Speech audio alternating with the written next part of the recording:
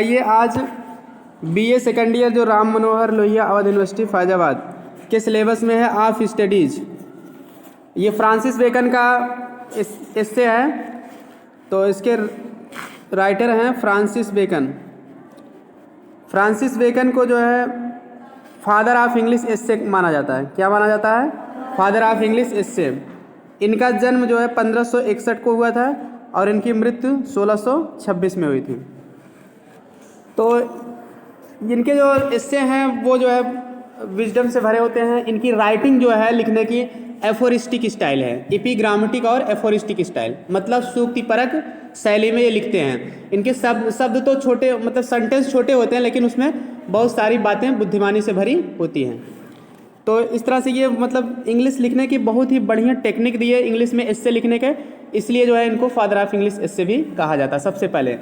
तो ये Latin phrase का भी जगह जगह यूज करते हैं अपने एस्से में, और एपिग्रामेटिक या एफोरिस्टिक स्टाइल में लिखते हैं।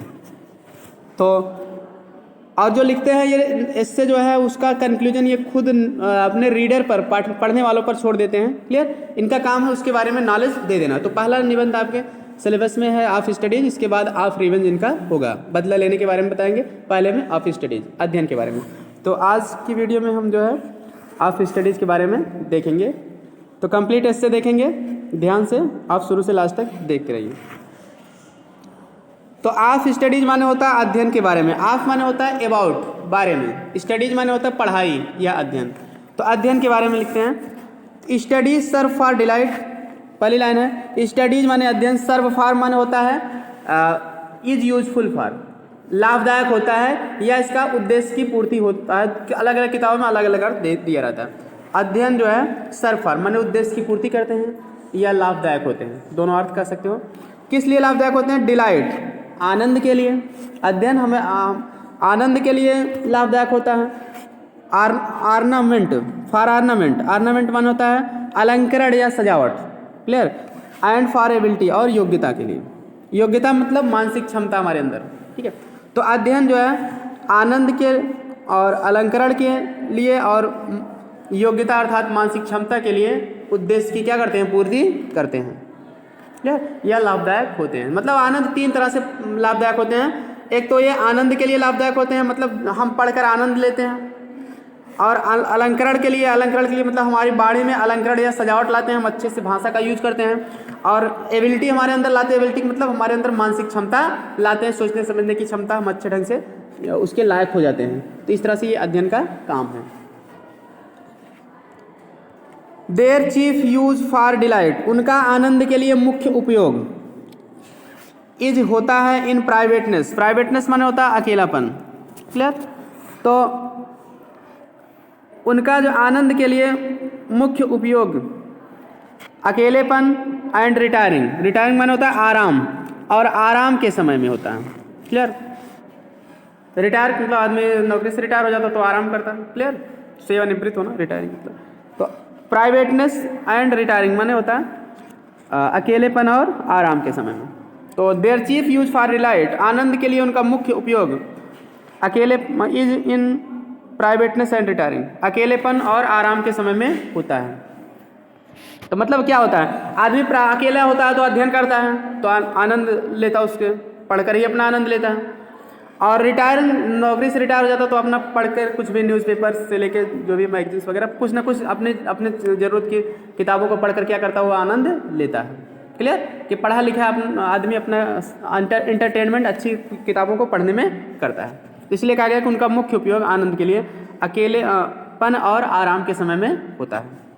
फॉर आर्नामेंट, अब देखिए डिलाइट, आर्नामेंट और एबिलिटी, तीन चीज़ के लिए आनंद बताया जा रहा है कि यूजफुल होता है। अब कैसे कैसे होता है वही आपको बताया जाता है। इसका एक्सप्लेन भी आपको इम्पोर्टेंट है, स्टडीज़ से लेके बिजनेस तक। ठीक है?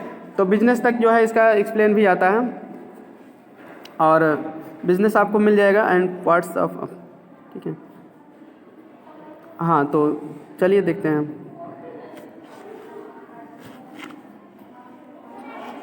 स्टडीज़ से लेके इम्पोर्टेंट है, और judgement and disposition of business, यहाँ तक जो है, यहाँ तीसरी लाइन के बाद चौथी लाइन, यहाँ तक जो है इम्पोर्टेंट लाइन, तीन लाइन जो है एक्सप्लेन भी आता है। तो इसमें यही बताया जाए कि तीन ढंग से अध्ययन उपयोगी होता है। कैसे होता है वही आप एक्सप्लेन कर दो, हो गया। तो पहला कह रहे हैं कि आनंद के लिए, अकेलेपन और आराम के समय में उपयोगी होता है।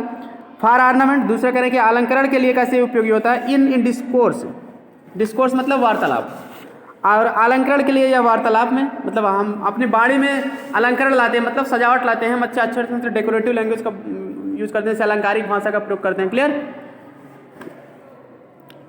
जैसे कह रहे हैं तो एंड फॉर एबिलिटी, और योग्यता के लिए जो है या मानसिक क्षमता के लिए, is in the judgement and disposition of business. Judgement माने क्या होता है? निर्णय। डिस्पोजिशन ऑफ बिजनेस माने होता है व्यवसाय का प्रबंधन। क्लियर? डिस्पोजिशन माने प्रबंधन, मैनेजमेंट। तो कह रहे हैं कि एंड फॉर एबिलिटी, तो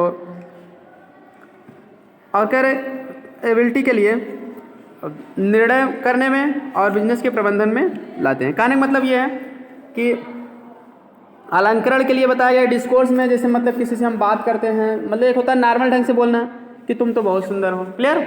तुम्हारा चेहरा बहुत सुंदर है। एक होता है उसको अलंकृत करिए, तुम्हारा चेहरा तो चांद जैसा सुंदर है। क्लियर? क्लियर? तो मतलब क्या है? अलंकरण लगेगा, सिमली का यूज कर दिया गया। क्लियर? तो राणा प्रताप तो बहादुर थे, कह दिया गया राणा प्रताप शेर के जैसे बहादुर थे। Rana Pratap was brave like a lion कर दिया गया, या राणा प्रताप वाज। तो इस तरह से क्या अलंकरण लाया गया, अलंकारिक भाषा यूज किया गया, तो ऑर्नामेंट हो गया। और क्या है एबिलिटी के लिए कैसे क्या होता है? जजमेंट, निर्णय करना है, हमारे अंदर एबिलिटी आएगी यानी मानसिक क्षमता रहेगी, अच्छे ढंग से हम निर्णय कर सकते हैं, तो इसके लिए यूजफुल होता है। डिस्पोजिशन ऑफ बिजनेस, व्यवसाय के प्रबंधन में, बिजनेस के मतलब क्या होता है? आपके पास बुद्धि है, दिमाग है, तो आप पढ़े लिखे हो तो अच्छे ढंग से बिजनेस भी कोई संभाल सकते हो। क्लियर? क्योंकि अब आज के समय में इंटरनेशनल व्यापार आप करना चाहते हो तो इंग्लिश का ज्ञान होना चाहिए। दूसरे कंट्रीज से सभी सामान इंग्लिश में ही लिखे रहते हैं, क्योंकि हर देश में जो है एक भाषा नहीं लोग जानते हैं, हिंदी या जो भी है, तमिल है, संस्कृत है। तो इंग्लिश ऐसी लैंग्वेज है, इंटरनेशनल लैंग्वेज हो चुकी है, तो इसलिए कोई भी सामान इंग्लिश में जरूर लिखा रहता है, चाहे जिस देश में आप बिजनेस कर सकते हो। क्लियर? उस सामान की कीमत या आपको कुछ लोग बात करने वाले मिल सकते हैं। ठीक? तो इस तरह से अध्ययन हमारे लिए क्या होता है? यूजफुल होता है बिजनेस के प्रबंधन में भी, मैनेजमेंट में भी। हर फार्म, हर सामान पे इंग्लिश जरूर लिखा रहता है। तो इसीलिए कहा जा रहा है कि अध्ययन जो है निर्णय करने में भी और व्यवसाय के प्रबंधन में भी क्या होता है, मतलब हमारे लिए यूजफुल होता है। ठीक है? मानसिक क्षमता ले जाकर। तो यहाँ तक अगर एक्सप्लेन करना होगा तो आप इस तरह से अध्ययन के बारे में आई होप आप बना के सेंटेंस अपने हिसाब से लिख लेंगे, क्योंकि एक्सप्लेन में करना क्या है, ठीक है, इसमें किस चीज़ के बारे में लिखा है। अगर इसका एक्सप्लेन करने की ज़रूरत पड़ गई तो आप कैसे करोगे? आप बता ही दे रहे हैं, पहले रेफरेंस लिख लेना, रेफरेंस में ये लिख लेना these lines have been taken. ठीक है? दीज लाइन्स, ठीक है, हैव बीन टेकन, या दिस, ठीक है, पैसेज हैज बीन टेकन भी कह सकते हो, या सिलेक्टेड कर सकते हो फ्रॉम, ठीक है, फ्रॉम फेमस, ठीक है, writer Francis Bacon, the father of English essay. Clear? आप इनको फ्रॉम फ्रांसिस बेकन करने के बाद कामा करके द फादर ऑफ इंग्लिश एस्से कह देना। क्लियर? इंग्लिश एस्से के जनक, उनके द्वारा लिखा गया। क्लियर? और ऑफ स्टडीज, ठीक है, तो इस तरह से आप लिख सकते हैं दिस लाइन्स या this passage has been taken, this lines रहेगा तो हैव बीन, नहीं तो has been taken from the essay of studies written by Francis Bacon comma the father of English essay. ये आपका रेफरेंस हो जाएगा। अगर कॉन्टेस्ट आप इसका लिखना हो, कॉन्टेस्ट में आप बताओगे दिस लाइन्स, ठीक है, these are the opening lines. Clear? या इन दीज ओपनिंग लाइन्स, ठीक है, ऑफ द एस्से, ठीक है, the essay tells us about the purpose of studies are reading books. Clear? Opening lines मतलब शुरुआती लाइन, जो लास्ट में रहेंगे कंक्लूडिंग लाइन्स।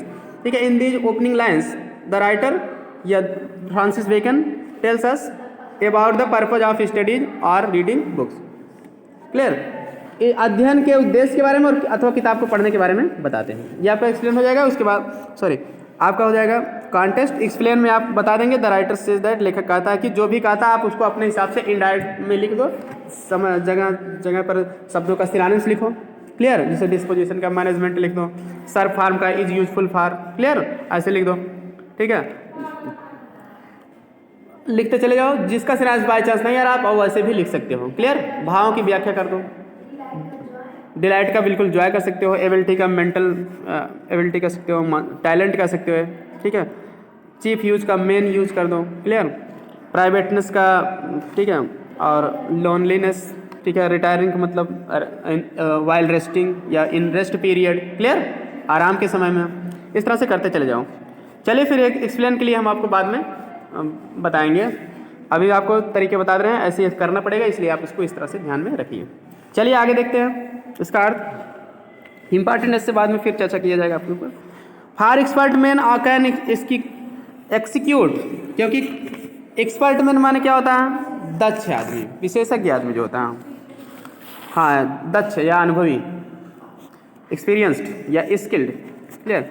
क्योंकि कह रहे हैं कि दक्ष आदमी या अनुभवी आदमी जो है कैन एक्सिक्यूट, एक्सिक्यूट माने होता है किसी भी कार्य को पूरा करना या क्रियान्वित करना भी होता है, क्लियर।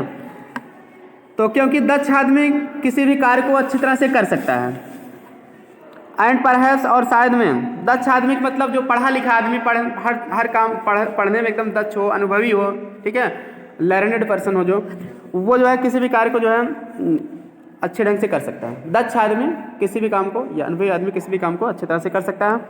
एंड परहैप्स, और शायद में द जज ऑफ पार्टिकुलर्स, जज माने निर्णय, और शायद में वो निर्णय भी कर सकता है, निर्णय करना, परखना। पार्टिकुलर्स माने होता है विस्तृत विवरण, और शायद में वो किसी भी विस्तृत विवरण का निर्णय कर सकता है, किसी भी कार्य का विस्तृत विवरण हो, ब्यौरा हो जो, उसका वो निर्णय कर सकता है कि हमको इसको कैसे करना चाहिए, वन बाय वन, एक एक करके। और एक एंड परहैप्स जज of particulars one by one, और शायद में एक एक करके वो विस्तृत विवरण का जो है निर्णय कर सकता है। बट द जनरल काउंसिल्स, लेकिन सामान्य सलाहें, जनरल काउंसिल माने सामान्य सलाह, काउंसिल्स माने एडवाइस, सलाह, एंड द प्लाट्स, ठीक है। तो प्लाट्स का मतलब क्या होता है? योजना, प्लाट्स माने स्कीम्स या प्लान्स, और योजनाएं। And marshalling of affairs, marshalling of affairs माने होता है व्यावसायिक कार्यों पर व्यवस्थित ढंग से नियंत्रण। मार्शलिंग ऑफ अफेयर्स माने होता है व्यावसायिक कार्यों पर व्यवस्थित ढंग से नियंत्रण, मतलब systematic handling of business matters, व्यावसायिक कार्यों पर व्यवस्थित ढंग से नियंत्रण। लिख लीजिए आप, जिसको जो कठिन लगे वर्ड लिख लिया करो आप लोग पढ़ाते समय। Come best from those, come best from those माने सबसे अच्छे ढंग से उनसे आते हैं, कम से आना या प्राप्त होना। तो व्यावसायिक कार्यों पर जो है करें कि व्यवस्थित ढंग से नियंत्रण सब सर्वोत्तम ढंग से उनसे आते हैं, दैट आर लर्नेड, जो पढ़े लिखे होते हैं। लर्नेड मीन्स पढ़े लिखे होते हैं, क्लियर। देखिए लर्न का सेकंड और थर्ड फॉर्म लर्नटी भी होता है, लर्नेड भी होता है। लर्नेड तब होगा जब वो एडजेक्टिव की तरह यूज किया जाएगा, क्लियर। बल्कि थर्ड फॉर्म या सेकंड फॉर्म की तरह होगा तो लर्नड होता है, क्लियर। सीखना के अर्थ में लर्नड, पढ़े लिखे लोगों के हिसाब से विद्वान के अर्थ में जब लिया जाएगा तो लर्नेड होगा, जैसे learned man, learned person, clear भाई। तो दैट आर लर्नेड माने जो पढ़े लिखे होते हैं। To spend too much time in studies, अध्ययन में टू स्पेंड माने खर्च करना, बिताना, टू मच टाइम बहुत अधिक समय इन स्टडीज पढ़ाई में, इज स्लोथ, स्लोथ माने क्या होता है? लेजीनेस, आलस। अध्ययन में कह रहे हैं कि बहुत अधिक समय बिताना क्या होता है? आलस्य होता है। मतलब लेखक के अनुसार जो बहुत ज़्यादा अध्ययन में हमको समय भी नहीं बिताना चाहिए, क्योंकि बहुत ज़्यादा देर तक हम जब पढ़ते हैं तो हमको क्या आने लगता है? कुछ देर बाद आलस्य आने लगता है, clear. To use them too much of ornament, अलंकरण के लिए उनका बहुत अधिक उपयोग करना, अलंकरण के लिए मतलब वाणी में अलंकरण लाने के लिए उनका बहुत ज़्यादा प्रयोग करना। इज अफेक्टेशन, अफेक्टेशन माने होता है बनावटीपन, बनावटीपन होता है, क्लियर। बहुत ज़्यादा प्रयोग करना बनावटीपन होता है। To make judgement wholly by their rules, उनके ही निर्णय द्वारा पूरी तरह से निर्णय करना। टू मेक जजमेंट माने निर्णय करना, होली माने पूरी तरह से, बाय देयर रूल्स उनके ही नियमों द्वारा, उनके मतलब अध्ययन के, देयर मीन्स स्टडी के। तो is the humour of a scholar, वह एक विद्वान के लिए हास्यजनक होता है। ह्यूमर माने हंसी या हास्यजनक होना, क्लियर। तो हो जाएगा to make judgement wholly by their rules, उनके ही नियमों द्वारा, यानी उनके मतलब अध्ययन के ही नियमों द्वारा पूरी तरह से निर्णय करना। Is the humour of a scholar, एक विद्वान के लिए क्या होती है? हंसी होती है, ठीक है। ह्यूमर मीन्स हंसी या हास्य, विद्वान के लिए हास्यजनक होता है। दे परफेक्ट नेचर, वे प्रकृति को पूर्ण बनाते हैं। परफेक्ट माने पूर्ण बनाना, नेचर माने प्रकृति, क्लियर। प्रकृति मतलब वही प्राकृतिक योग्यताएं जो हमारे अंदर होती हैं, अध्ययन उसको क्या करता है? पूर्ण बनाता है। जैसे हमारे अंदर बहुत से टैलेंट बच्चे के अंदर छिपा रहता है, अध्ययन करता है तो वो टैलेंट निखर के आता है, तो वही चीज़ है। तो दे परफेक्ट नेचर, वे प्रकृति को अर्थात प्राकृतिक योग्यताओं को पूर्ण बनाते हैं। And are perfected by experience, और अनुभव द्वारा पूर्ण होते हैं, परफेक्टेड और अनुभव द्वारा वे पूर्ण हो जाते हैं, क्लियर। मतलब जो हमारे अंदर योग्यताएं होती हैं वो अनुभव द्वारा पूर्ण होती हैं। मतलब जो हम प्रकृति, ठीक है, जैसे प्रकृति होती है, प्राकृतिक चीज़ें, प्राकृतिक पौधे होते हैं, उनका पालन पोषण किया जाता है, उसी तरह से हमारे प्राकृतिक योग्यताएं जो है अनुभव द्वारा परफेक्टेड होती हैं, पूर्णता प्राप्त करती हैं। फॉर नेचुरल एबिलिटीज़, कह रहे हैं कि क्योंकि नेचुरल एबिलिटीज माने होता है प्राकृतिक योग्यताएं, clear, are like natural plants, वे प्राकृतिक पौधों की तरह होते हैं। प्राकृतिक योग्यताएं प्राकृतिक पौधों की तरह होती हैं। दैट नीड, ठीक है, प्रोनिंग, क्लियर, दैट नीड, जिनको जो है ज़रूरत होती है। प्रोनिंग माने होता है काट छाँट के, जिन्हें काट छाँट की ज़रूरत होती है, बाय स्टडी माने अध्ययन द्वारा, जिन्हें that need pruning by study, जिन्हें अध्ययन द्वारा काट छाँट की आवश्यकता होती है। एंड स्टडीज देमसेल्फ, और अध्ययन स्वयं, डू गिव फोर्थ डायरेक्शंस, ठीक है, डू गिव फोर्थ डायरेक्शन मतलब क्या, निर्देशन देता है, ठीक है, गिव फोर्थ डायरेक्शन मतलब निर्देशन देना, स्वयं निर्देशन देता है। टू मच, बहुत अधिक, एट लार्ज माने होता है बड़े पैमाने पर, क्लियर, और अध्ययन स्वयं जो है बड़े पैमाने पर उन्हें बहुत अधिक क्या देता है, निर्देशन देता है। एक्सेप्ट दे, ठीक है, be bounded in by experience, except माने होता है सिवाय, दे बी बाउंडेड, ठीक है, बाउंडेड माने होता है बधा हुआ, in by experience, bounded in, by experience माने अनुभव द्वारा, ठीक है, इसके सिवाय they be bounded in by experience, वे अनुभव द्वारा बधे हुए हो सकते हैं।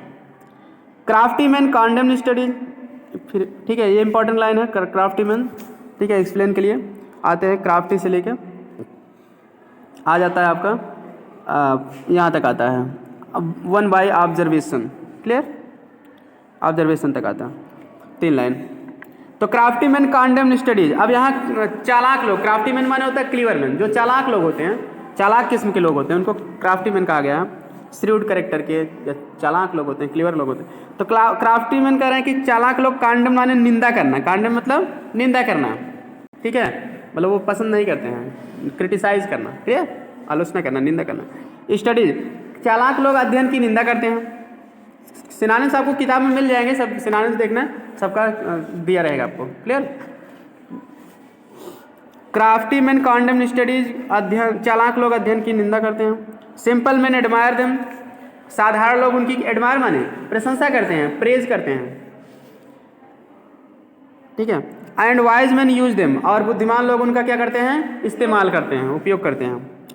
फॉर दे टीच, क्योंकि वे, teach not their own use, ठीक है, टीच माने होता है पढ़ाना, ठीक है, दे टीच नॉट, पढ़ाना का मतलब यहाँ पढ़ने से ही है, क्लियर, क्योंकि अध्ययन जो करेगा तो पढ़ेगा ही।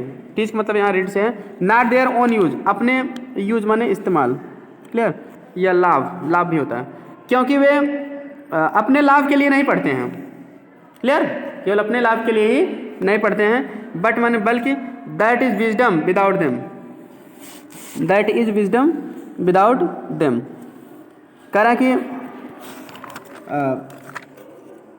And above them, that is wisdom without them and above them का इसका मतलब ये होगा कि वाइज मैन जो होते हैं, ठीक है, बताया गया कि सिंपल मैन उनका प्रशंसा करते हैं, वाइज मैन उनका इस्तेमाल करते हैं।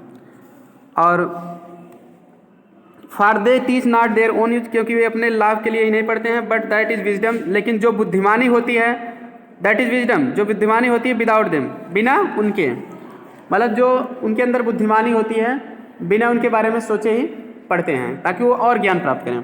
एंड एबव देम, और उनसे ऊपर होके पढ़ते हैं।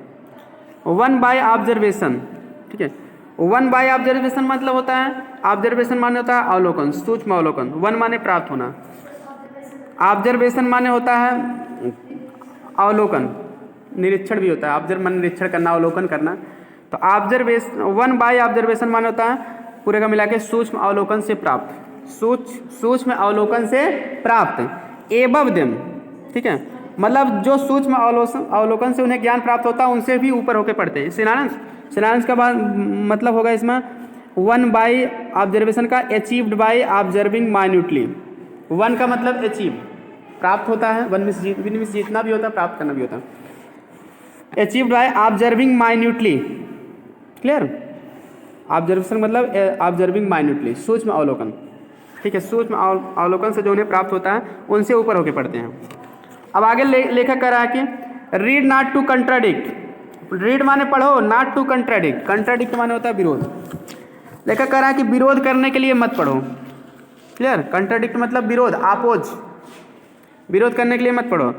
एंड कन्फ्यूट माने विवाद, विवाद करना, किसी की बात का खंडन करना, उसको कहते हैं कन्फ्यूट, क्लियर। विरोध और विवाद करने के लिए मत पढ़ो, ठीक। नॉट टू बिलीव, और कह रहे हैं कि नॉट टू बिलीव, ना ही विश्वास करने के लिए पढ़ो, मतलब जो भी पढ़ रहे हो उसको एकदम बिना सोचे समझे विश्वास भी ना करो। And take for granted, take for granted माने होता है एक्सेप्टेड, स्वीकार कर लेना, ठीक। कह रहे हैं कि विश्वास करने के लिए ना पढ़ो और स्वीकार कर लेने के लिए ना पढ़ो। नॉट टू फाइंड टॉक, ना ही ज़्यादा बात करने के लिए पढ़ो। एंड डिस्कोर्स माने वार्तालाप, बहस करना, और ना ही बहुत ज़्यादा बहस करने के लिए पढ़ो कि मतलब पढ़ लिए तो बहुत ज़्यादा उसके बारे में बड़ी बड़ी बातें करने लगो, इसलिए ना पढ़ो। कहने मतलब विश्वास करने के लिए ना पढ़ो और स्वीकार करने के लिए ना पढ़ो, मतलब क्या, मतलब कि हर चीज़ को केवल पढ़ के विश्वास ही ना करो, उसको पहले सोचो समझो क्या सही है क्या नहीं, आपको जो अच्छा लगे वही उसी पर विश्वास करो, क्लियर, और उसी को स्वीकार करो और उसी हिसाब से लोगों से बातें करो, clear. Not to believe, they for, they teach not for their own use that but that is wisdom without them।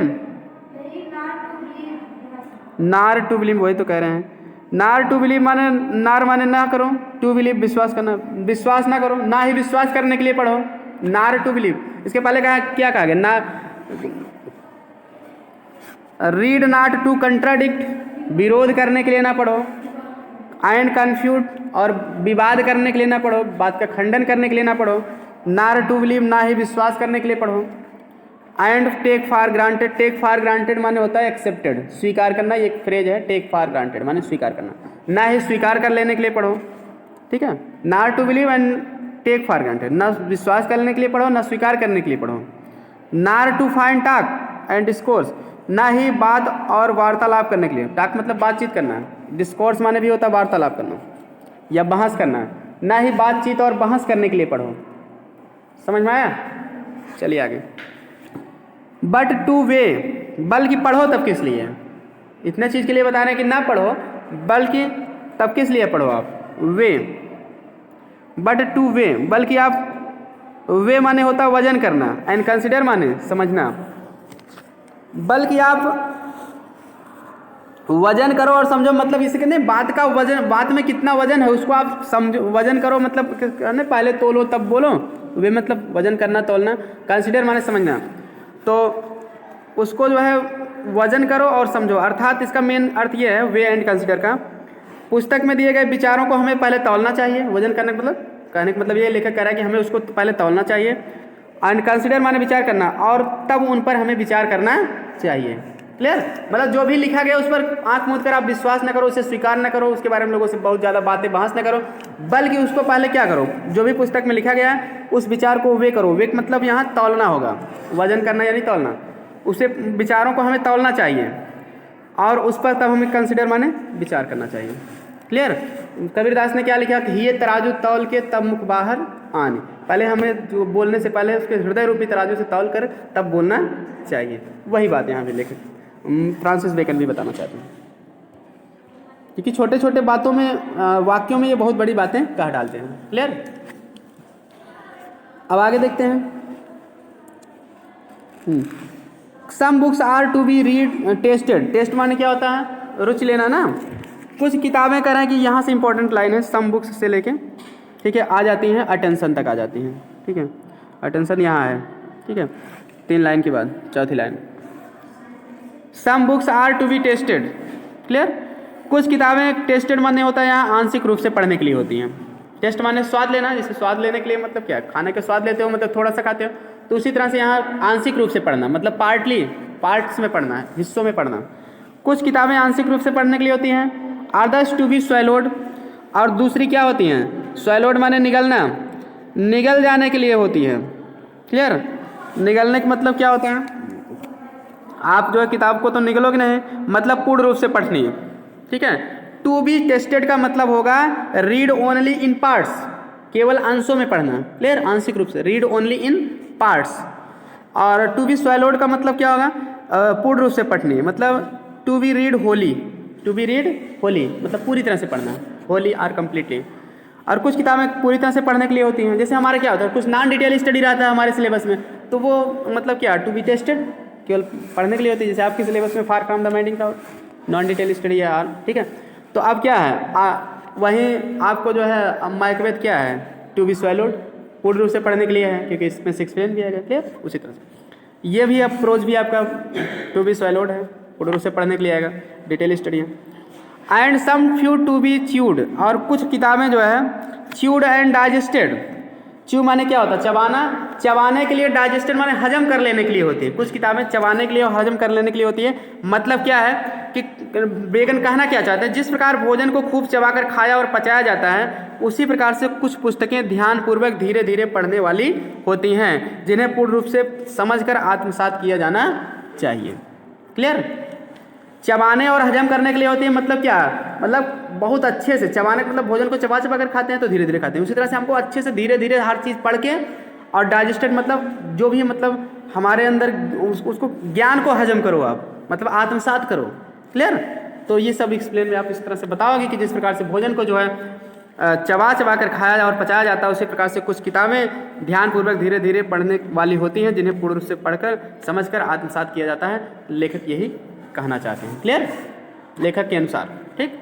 जिस प्रकार से भोजन को चबाकर खूब चबाकर खाया और पचाया जाता है, उसी प्रकार से कुछ पुस्तकें भी ध्यानपूर्वक धीरे धीरे और पढ़ने वाली होती हैं, जिन्हें पूर्ण रूप से समझकर आत्मसात किया जाना चाहिए।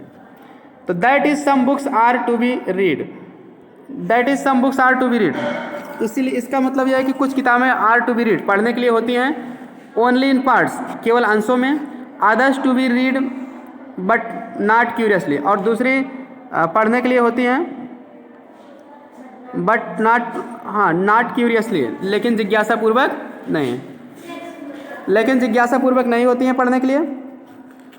And some few to be read wholly, और कुछ जो है पूरी तरह से पढ़ने के लिए होती हैं। And with diligence and attention. ठीक है?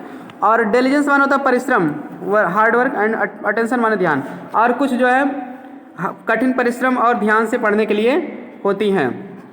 तो चलिए फिर आज के लिए इतना ही, इसके बाद हम अगला इसके आगे कल पढ़ाएंगे आपको। तो आई होप यहाँ तक आपको समझ में आया होगा। वीडियो पसंद आए तो लाइक, सब्सक्राइब और शेयर ज़रूर कर दें, ताकि सभी स्टूडेंट्स पढ़ सकें जिनको भी ज़रूरत है। और मिलते हैं नेक्स्ट वीडियो में। Thanks for watching this video.